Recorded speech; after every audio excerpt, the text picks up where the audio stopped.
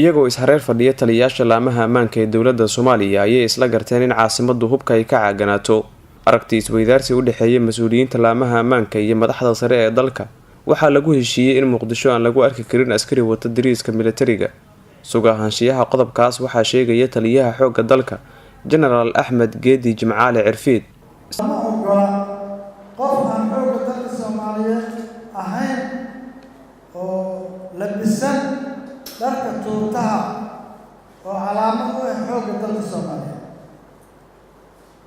waxaa la mamnuucay marka la ku celinayaa in tuutaha uu gashto qof aan ka tirsanayn xoogga dalka Soomaaliyeed. cid kasta oo amni u yahay ama security u yahay ama meel kasta oo ka shaqeeyo qofkii lagu helo tallaabo adag oo sharci ah ayaa laga qaadaya.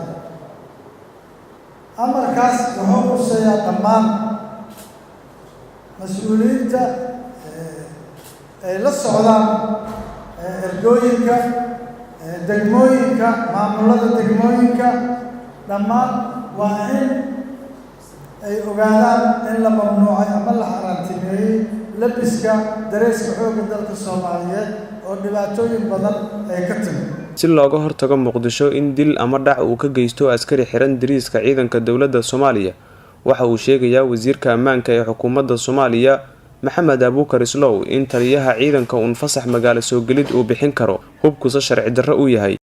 magaalada hadduu soo galay taliyihiisa ama hala soo xiriiro waraaq caddeyn ha keensado. sidoo kale waxaan rabaa ama niisa ahaado ciidan ka tirsan ama booliis ama xoogga dalka wuxuu ahaado marna lama soco karo qori jidka qof qori kaligiisa la socdo haddii la arko waa laga la wareegaa hubkaas asagana xabsiga la dhigaa.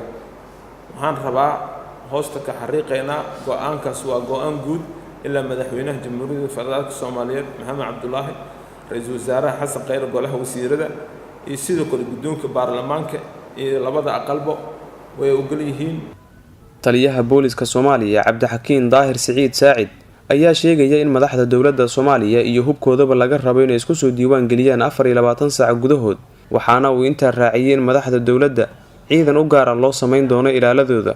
dhammaan mas'uuliyiinta qaranka waxaan u sameyn doonaa golaha wasiirada iyo golaha baarlamaanka iyo kasaraba ciidan gaar ah oo dowladdu ay sameysay waxaan la furi doonaa 48 saac xafiis ay ka diiwaan gashaan ilaaladooda looguna sameeyo aqoonsi gaar ah iyo dhar gaar kuwaas kaliya ayaa socon kara.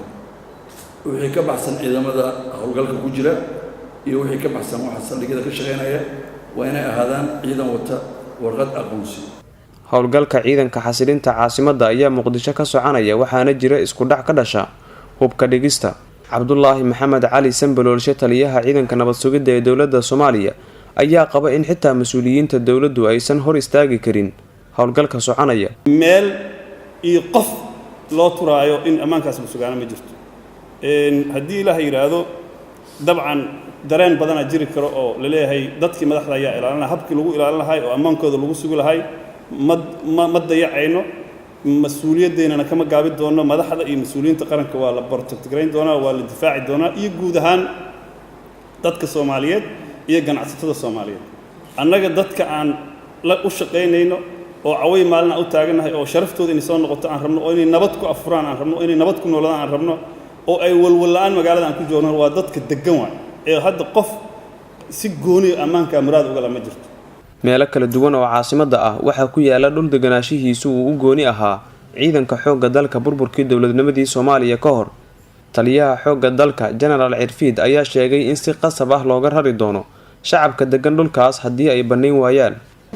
in deegaanadii ciidanka xoogga dalka Soomaaliyeed oo dad badan oo shicib ay iska degan yihiin qaarkood ay kireysteen kira ay ka qaataan qaarkood ay danahooda u isticmaalaan. waxaan rabaa inaan ogeysiiyo in la baneeyo deegaanadii iyo guryihii xoogga dalka Soomaaliyeed. dadkaas waxaan u qabanay muddadaas waxay ahayd bishaan Juun. kowda Juulaay wixii ka dambeeyo guryahaas waa ka saaraynaa qofkii aan isaga bixin tallaabo sharci ah laga qaadayo. xawliga howlgalka xasilinta caasimadda ayaa Muqdisho laga dareemayaa waxaana jira dhiig ku daatay howlgalkaas inta ciidamadu ay wadeen. laakiin magaalada ayaa laga dareemayaa nasiino amni tan iyo intii uu dhaqan galay howlgalka ay wadaan ciidanka isku dhafka ah ee xasilinta caasimadda Soomaaliya ee Muqdisho, balse weli waxaa dhaca dilal aan badnayn oo qorshaysan. Cali Aadan Muumin, Goobjoog, Muqdisho.